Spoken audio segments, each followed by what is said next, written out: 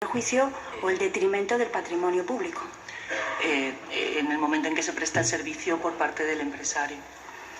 Sí, y cuando la contratación administrativa no sigue todas las fases del procedimiento que usted ha descrito, ¿se produce algún efecto también para la hacienda pública?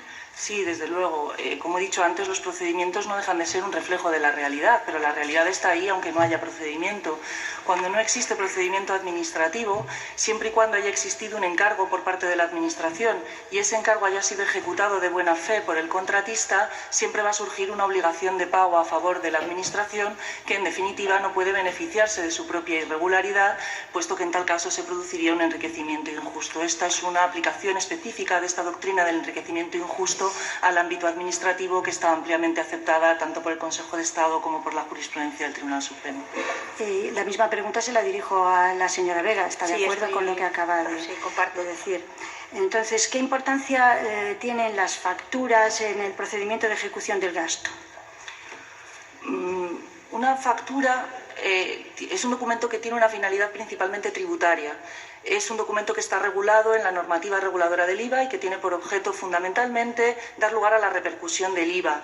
El IVA es un impuesto de devengo instantáneo y que se devenga también en el momento de la prestación del servicio. Por eso en ese momento es cuando se emite la factura, se produce la repercusión del IVA y en ese momento el empresario debe ingresar el IVA en la hacienda pública aunque no haya todavía cobrado el servicio. Por ese motivo la factura es también muy relevante en el tráfico mercantil, pues permite al empresario documentar la realidad de la prestación del servicio. En el ámbito presupuestario es por tanto también un documento relevante, puesto que supone ese reconocimiento por parte del empresario de que se ha realizado la prestación del servicio, pero en todo caso debe ser aceptada su conformidad por parte del órgano de contratación para que acredite la conformidad de ese servicio prestado con el pliego de contratación, con el contrato firmado. Y a la señora Vega le pregunto si está de acuerdo. Sí, la expedición de la factura es una obligación que las normas imponen al prestador del servicio y que de no realizarlo debidamente puede incurrir en sanciones tributarias. Y entonces la factura negativa o factura de abono exonera a la Administración o a la Generalitat de Cataluña, en este caso concreto que analizamos, de sus obligaciones, de su obligación con el contratista, con el proveedor. Una factura negativa o de abono puede ser por muchos motivos. Normalmente, cuando hablamos de factura negativa en el ámbito tributario, de lo que hablamos es de factura rectificativa. En definitiva, el empresario ha declarado que ha repercutido un IVA y lo ha ingresado en la hacienda pública, pero si transcurrido un plazo no logra cobrar la factura, se encuentra con una situación de doble perjuicio. No ha cobrado el servicio que ha prestado y además ha tenido que ingresar el IVA. Por ese motivo, la normativa tributaria prevé mecanismos que le permiten al empresario rectificar ese IVA que declaró, emitiendo una factura negativa y de esa manera recuperando el IVA que ha repercutido y que no ha llegado a cobrar. No obstante, la factura negativa por sí misma no implica ni una renuncia al crédito, ni desde luego la anulación de la obligación, ni desde luego que el servicio no se hubiera prestado efectivamente, salvo que esa factura negativa puede ir acompañada de otro tipo de actuaciones. ¿Y la renuncia tiene alguna repercusión? ¿Una renuncia efectiva tendría alguna repercusión? ¿O la prescripción en el presupuesto público? Efectivamente, una renuncia evidentemente tiene una repercusión en el patrimonio público, puesto que implica una condonación de una deuda. En este sentido, como he dicho antes, el gasto se considera realizado en el momento de la prestación del servicio, por lo tanto, en el momento en que se prestó el servicio, el gasto ya se ha realizado y el patrimonio ya se ha disminuido, pero ello no impide que si con posterioridad se renuncia a ese crédito, lo que se va a producir es una cancelación de la obligación. Esa cancelación de la obligación se va a imputar al momento en que esa cancelación sea efectiva y, por tanto, en ese momento lo que se va a producir es un aumento del patrimonio neto que tiene la consideración, desde el punto de vista de la hacienda pública, de ingreso. Un ingreso es cualquier aumento de patrimonio neto, de la misma manera que un gasto es cualquier disminución del patrimonio neto. Por lo tanto, en un supuesto de renuncia, a mi entender, lo que se producirá es un ingreso en el ejercicio en que se produzca esa renuncia, pero en ningún caso eliminaría el gasto que ya se produjo como consecuencia de la prestación del servicio y del correspondiente devengo de la obligación. Pero, si no lo he entendido mal, la factura negativa no es una renuncia. Por sí misma no. Y ahora otra pregunta para bueno, disculpe, la señora Vega está de acuerdo con lo que acaba de explicar la señora. Sí, además la normativa contable obliga expresamente a los casos de condonaciones de deudas a contabilizarlos como transferencias, subvenciones o donaciones, es decir, como un ingreso que ni compensa ni anula el gasto que en su momento se produjo y debe seguir figurando ambos dos en las cuentas de la entidad de que se trate, con arreglo al principio de una compensación de ingresos y gastos, que es otro de los principios contables. Muchas gracias. Bueno, pues para cualquiera de los peritos de Hacienda que quiera responder, ¿el Diplocat forma parte del sector autonómico catalán? La estructura administrativa del Diplocat ya ha quedado a lo largo de la causa suficientemente clara. Si sus presupuestos se integran en los presupuestos generales de la Generalitat.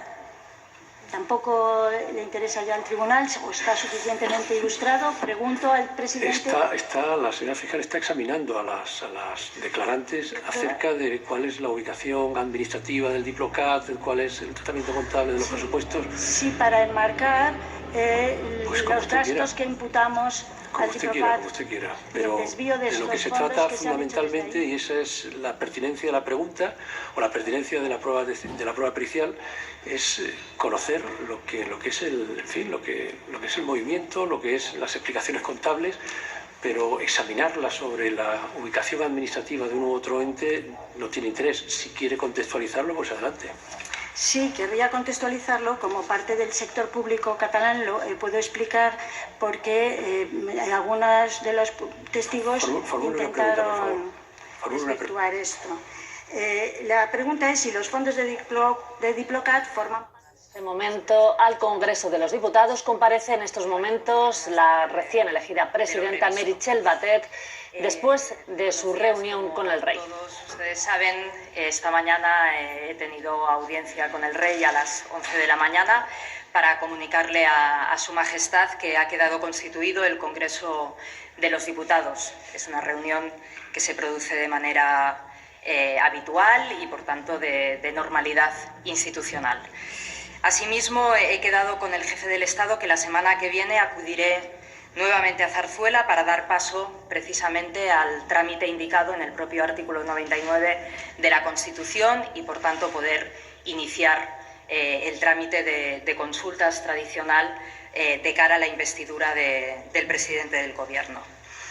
Les comunico asimismo que convocaremos mesa del Congreso de los Diputados mañana jueves a las 12:30 de la mañana. Asimismo, y sabiendo que ha salido ya alguna información al respecto, quería informarles, a expensas de que ustedes procedan posteriormente a las preguntas que consideren, que como presidenta lo primero que hice ayer y quise hacer fue solicitar al Tribunal Supremo, dada la situación de prisión preventiva de 4 miembros de esta Cámara, que informara el Tribunal Supremo al Congreso de los Diputados, a la Cámara, las consecuencias de la aplicación de la ley procesal en la situación de los parlamentarios en las condiciones del ejercicio de su mandato. El auto que remitió el Tribunal Supremo se refería a la sesión constitutiva y parece adecuado conocer la situación para toda la legislatura. Y eso es lo que esta presidencia consideró, que tenía obligación de hacer esa consulta con la máxima celeridad posible y, por tanto, lo hice en cuanto tomé posesión del cargo. Gracias.